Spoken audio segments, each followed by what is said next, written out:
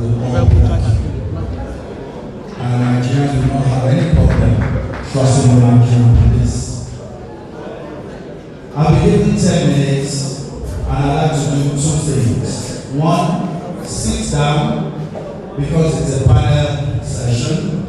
And then 2, reduce my 10 minutes to 6 minutes.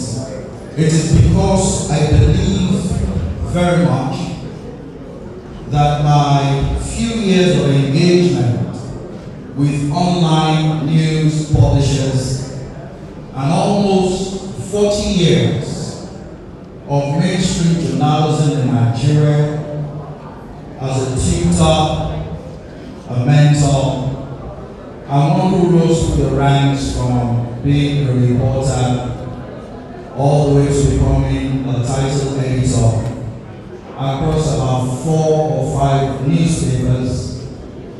My 5 minutes with you will get every member of this association thinking twice about what we all need to do to curb fake news.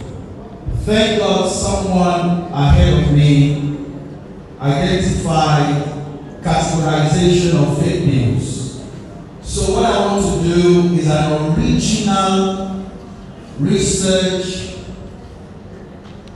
finding about 4 specific factors that compromise, in my experience and engagement with online news publishers, 4 important factors that continue to compromise our publishing online and open us up to being culprits of fake news. 1 is news illiteracy. 2nd one is our rush to the press all the time. 3rd one is our lack of journalism training. And the 4th one is our photocopy publishing. Now I say these things with all sense of humility. And I want you to accept it as one of you, rather than somebody talking from up there down at anyone. The news illiteracy that compromises all of us bloggers and vloggers in the media space in Nigeria, especially as enabled by the internet, is simply the fact that, from my experience, not many online bloggers today set out to be media practitioners in any way. Survival, economic survival, the loss of jobs in mainstream media, the lack of jobs in the different disciplines of so many people, push a lot of people into this space that has no regulation, where we can be a one-man squad. So many people lack basic understanding of news writing, ethics, and rules. And the only way to overcome this is tell ourselves the whole truth. Circumstances have forced us into a bread and butter industry that has no regulation. But if we are men and women of character, we can continue to seek ways of formal and informal training and education. One of the most decorated journalists Nigeria has ever produced is a protege of mine who I speak of with extreme pride. She currently is a media chief with the BBC in London, worked with the Punch as the first and youngest female editor. At 30, had achieved over 35 local, national, and international awards. But the difference, immediacy has separated online publishing from newspaper publishing. The only media that traversed the globe with that were radio stations and TV stations. And now everybody from their smartphones can publish news within seconds. I know there are a lot of online bloggers and vloggers have never seen the inside of any newsroom. Their newsroom is their smartphone. And this compromises their outlook on life. They are tweeting news, sharing it on Facebook. Some of them publish it as soon as recover. How did Shina Peters respond to that? Because the language you are photocopy rubbish and you publish it. Something about media law is that it does not matter that you do not know they have published falsehood.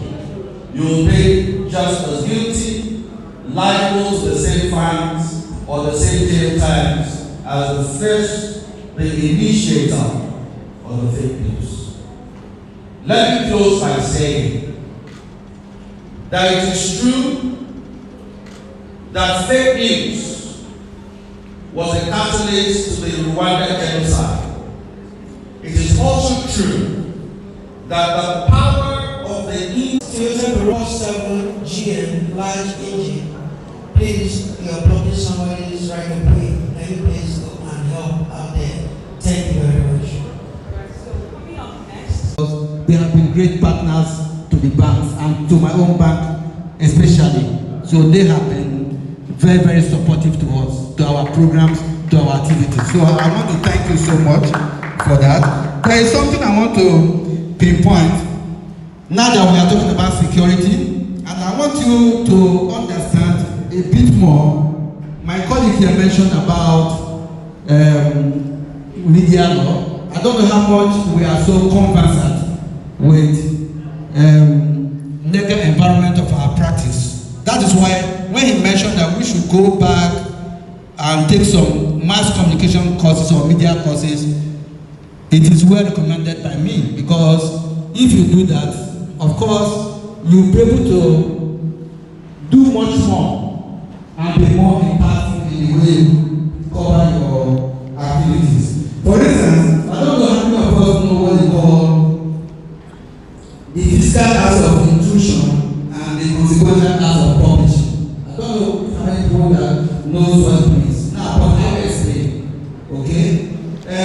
What this means is that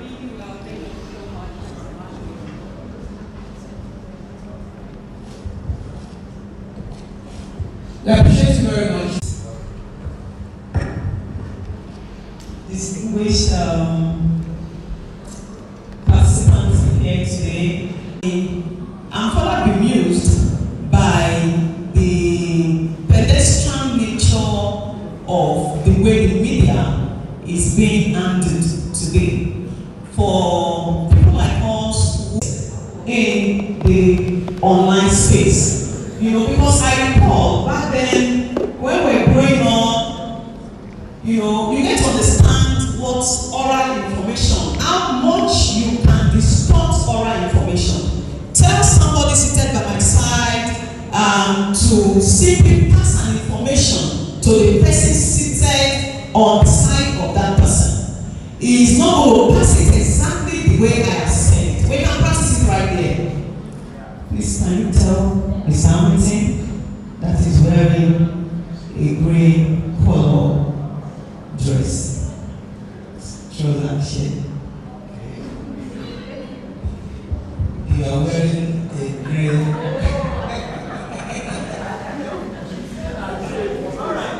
So you can see the message from there.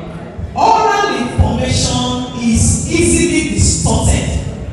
It is not exactly the way you have communicated it to this other party that the other party is going to communicate it to the other party.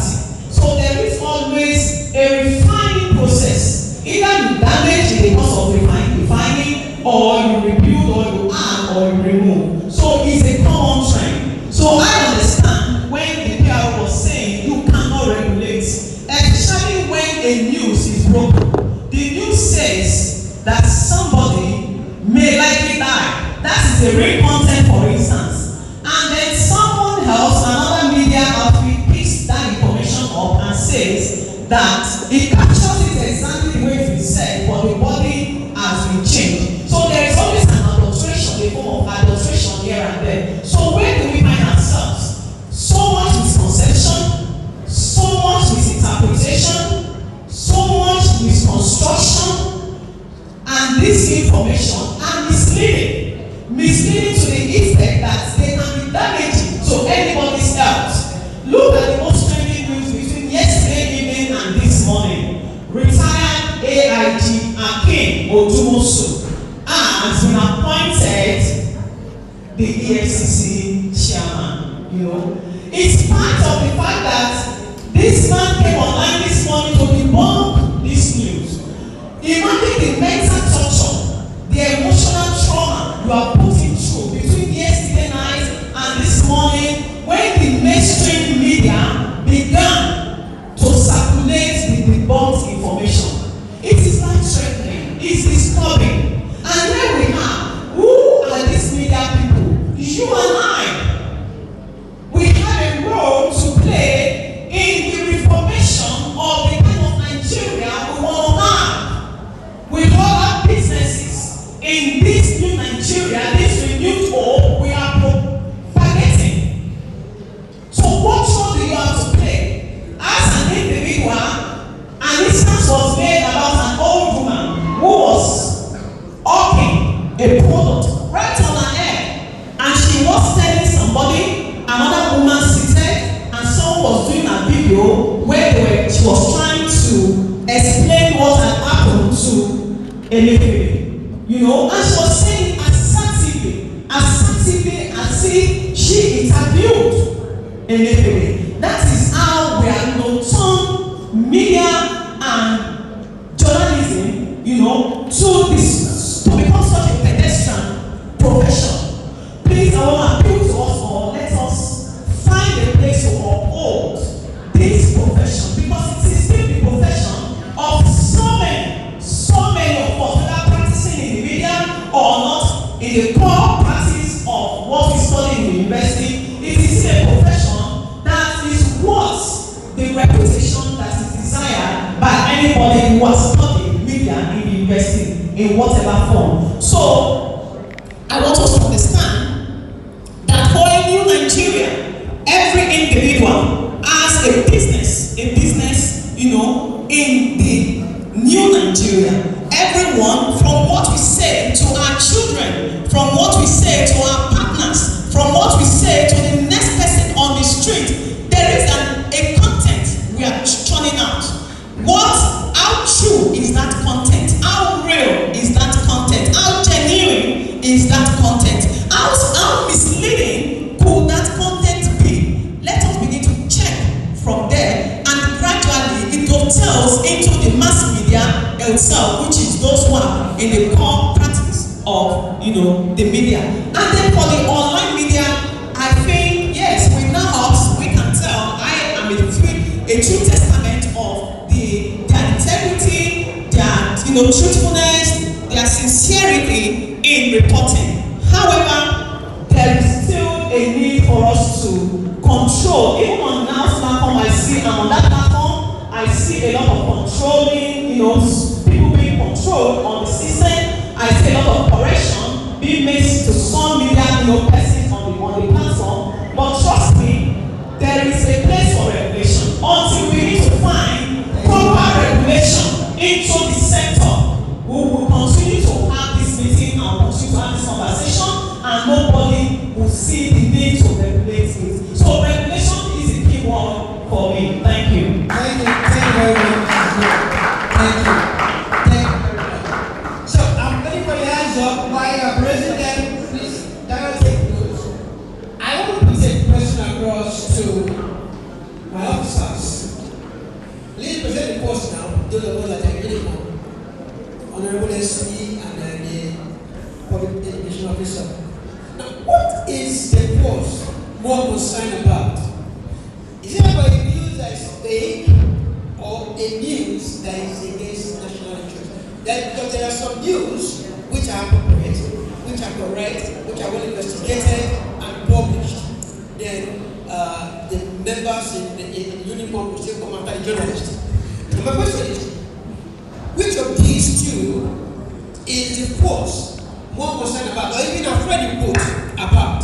Is it the fake news or the news that relegates their importance? Well, I would answer that by saying that part of our mandate is on prevention of crime. So, if you know some fake news will ultimately lead to crime. Someone will just believe one fake news that they are doing this, so let me go and retaliate. And by the time they retaliate, you will have attacked innocent people. So, what really matters to us, I don't want to be boxed into your own options. What really matters to us is prevention of crime. And that means we have to be proactive. We need to see what gives rise to certain things. We need to go through our statistics to see that the last arrest that's also placed was because of fake news. So once our statistics show that fake news can lead to unrest, we will be more interested in tackling fake news. So for us, like I said, I don't want to box into options. Our watchword is prevention of crime. I don't know if that answers your question. You already say you don't want to enter into my options. So you answered it how, as you get to me, but I will go to Naosnp as well. Yeah, that's very well. Very well. That's very well. No, I'm not into crime and prevention of crime, but for FRSC, I know for us is when you push out strong data when it comes to crashes. It somehow has a negative effect that people start panicking, especially when those data are not verified before it is pushed out to the public. You can imagine if a fake news is out before you wake up in the morning that 1,000 people were killed on the Lagos-Ibadan Express. Buy this house, please. We are better than this. Thank you. Any question there, please ask. Alright, good morning, good afternoon everybody. My name is Adekunle Lawson, the Nigerian News Online. I'd like to firstly talk to the first speaker. You mentioned that you talked about copy and paste.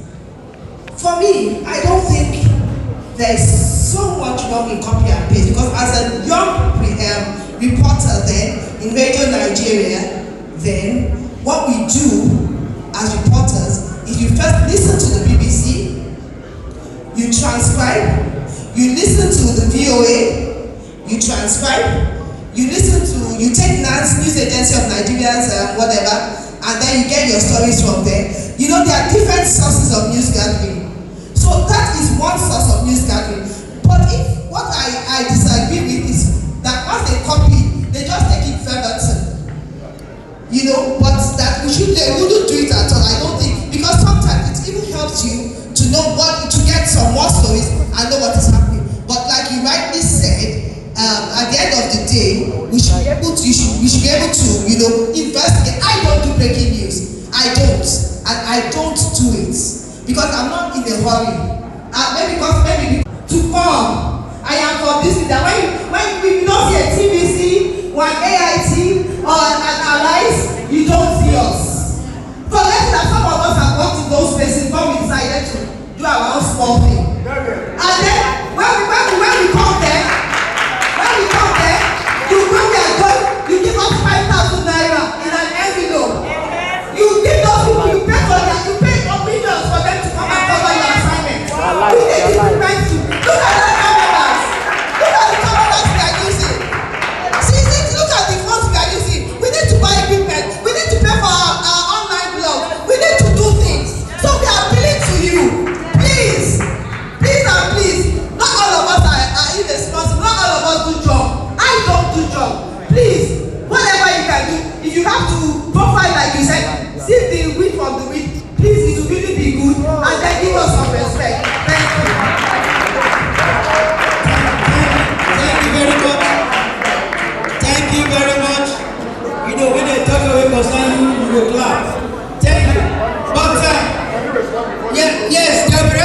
responses. Please, just calm down at the responses. Please, this madam is Dr. Greg Cynthia. Dr. Greg Cynthia, that's this madam.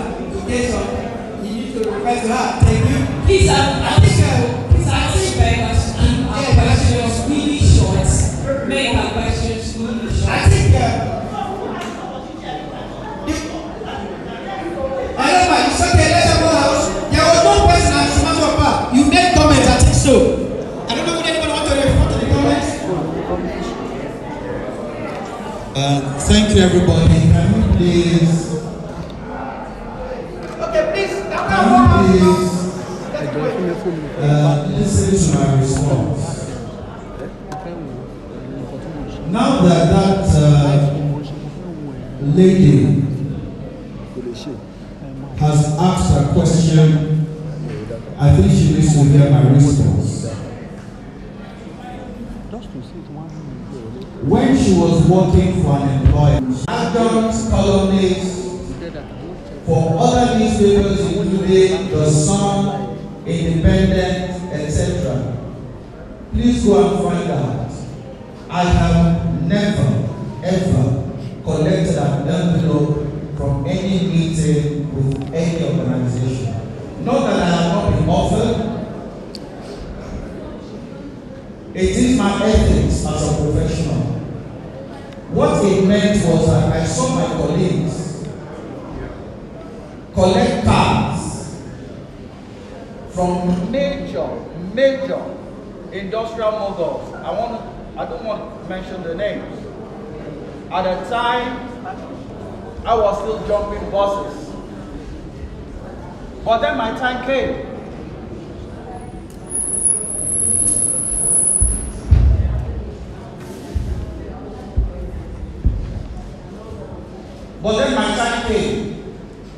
When I was able to buy what I could afford.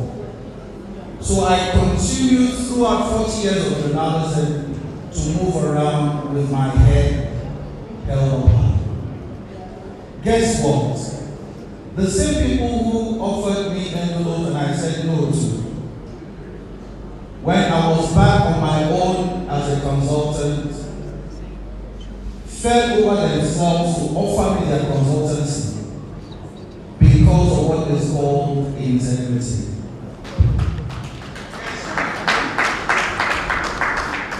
I want to appeal to all of us online publishers.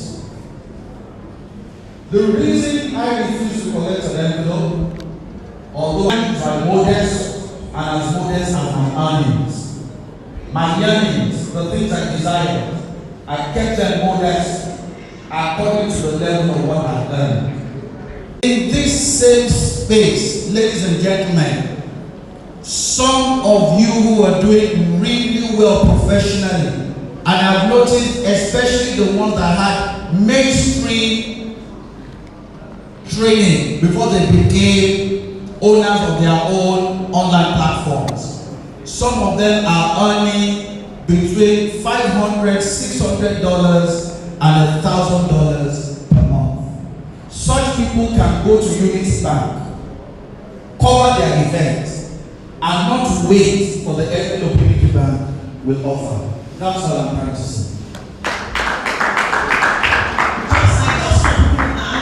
I want to do a quick verification on behalf. You know, Ms. Hamilton, thanks for sharing your inspiring story. But you see, she wasn't trying to dwell on the envelope, the size of the envelope. No. I think what she was trying to talk about is the dishonor, the lesser reputation that is given to our level of liberty. Yes, that is what she was trying to dwell on. You know, because I can relate. But you know, I also want to address that aspect, my dear sister. You know, there are stages in life. You are not just interested in the money, it's about the value. Don't forget that those brands you mentioned TVC, you mentioned Arise TV, compare them with your size. Let us not forget the days of our humble beginning. When you are inviting an Arise TV, you are inviting a TVC to a function when you allege him, when he is going to invite a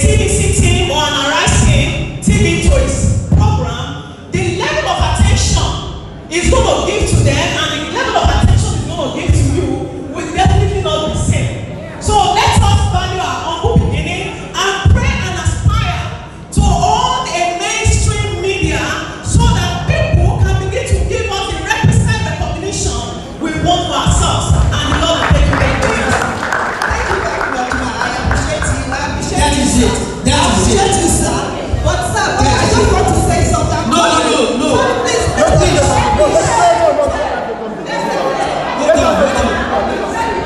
Please, I am in. Hold on.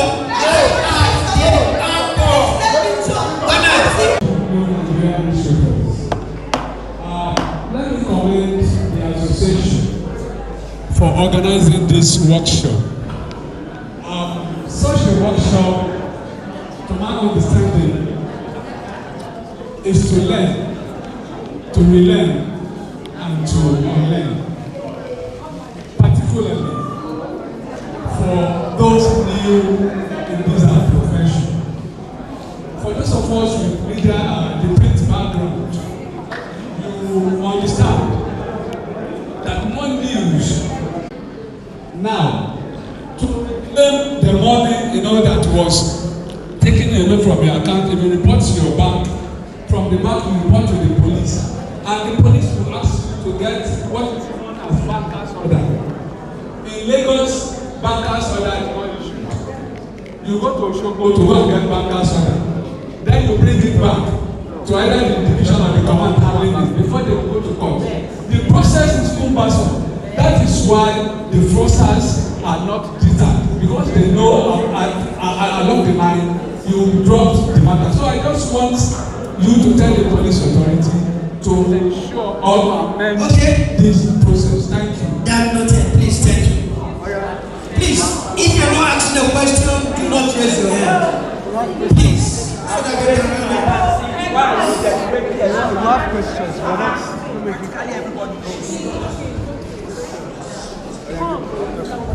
Thank you very much. Let me quickly answer that bankers for that issue. See, we are law enforcement officers. Don't worry, I'll keep this under 1 minute. We are law enforcement officers. We enforce laws. So it's the law that people make that we enforce. We do not make the laws. You make the laws.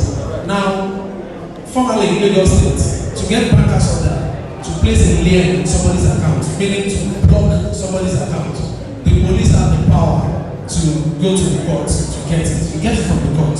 Police have the power to go to the court. Police was allowed. But recently, the Lagos State government decided that the police was abusing the process. They're just blocking people's accounts anyhow. So they stopped the police from getting bankers order in Lagos. So if you have request for bankers order in Lagos, the right process now, and that's the problem, when you don't know the process, the right process now is for you to approach your lawyer. Your lawyer will approach the court, get the bankers order, and go and submit at the bank, and just inform the police, I have submitted it, or give them a copy. So that's the problem. And that's why sometimes, if somebody says that police, I want police to get it for me, we need to travel to Ibadan, travel to Osogbo, where it is allowed for police to apply for it before we get it. So that's the clarification. Please, as we're rounding up, I have a question from my brother from a domestic violence and sexual agency.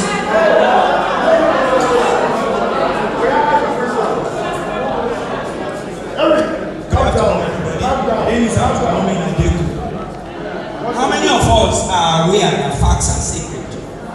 Facts are sacred. The first speaker, before he ran away, what's his name? Obadiah, lied. However, if he was here, I would have challenged him to his face. And he was supposed to be addressing an important issue as fake news. However, that's another story for another day. However, the question I have is to SP Benjamin Hundeyi. I want to ask you, I'm very, very serious. If I have news against the new Inspector General of Police, against his interest, how will you handle it?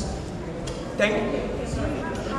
If you have any news against the person of the new IG, how will you be handled? I attend to criminal matters. So if you have news, go ahead and carry your news. People carry news about their community, all sorts of news. As long as it's not criminal. The moment it gets information of character, the moment the person is activating decides to take it up, I'll take it up. So feel free, write your news. But if it crosses into criminality, I will tap you on it. Thank you. Now, we were talking about something. We're talking about something as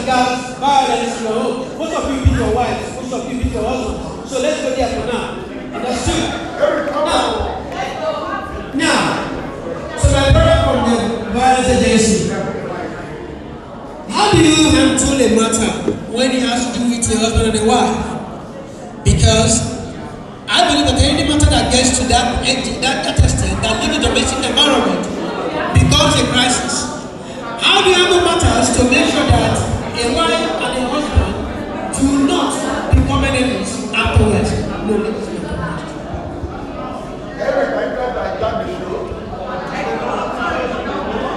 Alright, thank you very much. There are different methods. Standing here is protocol. I want to say thank you so much for the invitation. There are different methods of handling cases of such nature. First and foremost, when a case is reported to the agency, there is a case officer that is assigned to such a case, and such a case officer is entitled to ensure that he gets all the necessary details from the person that is making the report, which we call the survivor. After which the case officer has assessed all the necessary reports, all the evidences that is before him. If it is a life-threatening issue, then we will refer to the police, where we work with the police, and we have what we call the family support unit in about 23 police stations in Lagos State. They are the one that is in charge of investigating the case and ensure that the perpetrator is brought to book. In a case where it is not life-threatening, where we just need to just talk to both parties, then the case officer ensures that we refer it to the appropriate department, where both parties will be invited and mediation will be done over such issues. So that's basically how we attend to cases of domestic violence, basically. But when it comes to cases of sexual violence, when we talk about rape, when we talk about defilement, after the survivor itself had gone to the hospital for the necessary medical checkup, the next thing is for the case to be transferred to the police. In this case, the family support unit as well handles all the investigation and ensure that the case gets charged to court, and we follow up from them. That's just it. Thank you. Thank you very much. Okay, somebody standing already? Yes. Okay. We are talking about fake news. When it comes to fake news in Nigeria, I believe the Nigerian government and the police, they are the number one people that should be held for that. If our minister, I'm sorry to say, okay, Yoruba will say, if our minister of communication can deny things, even if they are real, then who are we, the journalists, to be blamed? And when we take a case to the police, they will see white, they'll turn it to brown. And even if there's a case, you report to a policeman, you'll be held responsible at the end of the day, because the officer said, if you have a problem, come to the police and report. Probably there's a case of murder and you take it to them, you'll be held as the murderer. So when it comes to fake news, these two are leaders, the government and the police. They are the two leaders. Thank you. There's no question here. Okay, next person. I think let's answer you one of Our FOMC, you are doing a great job. Our FOMC, you are doing a great job. We appreciate you. I want to correct one of your errors. Please introduce yourself, please. You are making an error, trying to correct error. Yes. LTV. So I work with, I'm a freelancer with radio, Lagos Traffic Radio and Lagos Television. My name is Obori. Okay, now you said all of you beat your wives. All of you beat your husband. Some of you beat your wives. So please, when you are using the mic, use it very well. You're right. Because you are tackling everyone. Right. But there are reports about violence in homes. What should get that? So, my own is this, Jerry. Sir, you are blocking my eyes. I want to see the person I'm talking to, you know. God bless you, sir. Sir, Ekushe, I want to greet you on that. But my first question is this. Sometimes it's difficult for us as media people to relate with you. But those who are really truthful, call them to your one. So my question is this: please relate to those you know you have worked with and that can deliver. That's my first suggestion.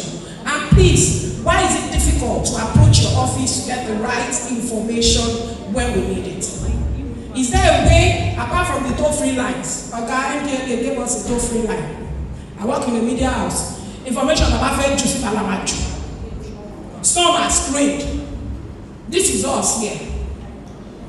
So which one, or how do we go about it to get information from you for us to be able to report or not to report or to guide us? Because we are far from the truth in that regard. Okay, I think you need to be more specific. I don't know. I think you need to be more specific because sometime last week, somebody I don't even know, I don't even have the person's number, the person just sent me an SMS. Please, I'm reaching you from Radio Lagos, would like to have you on our show, Jutaye. And I said, okay, give me date and time. And they gave me date and time. And I was there. I don't even know the person's name. I didn't even save the person's number. So I tried my best to be as approachable as possible. So in your own case, let me give you specific. When we approach police stations, and we come, I flash my ID card. Madam, carry ID card, we don't want here. We don't want, carry we don't go work from here.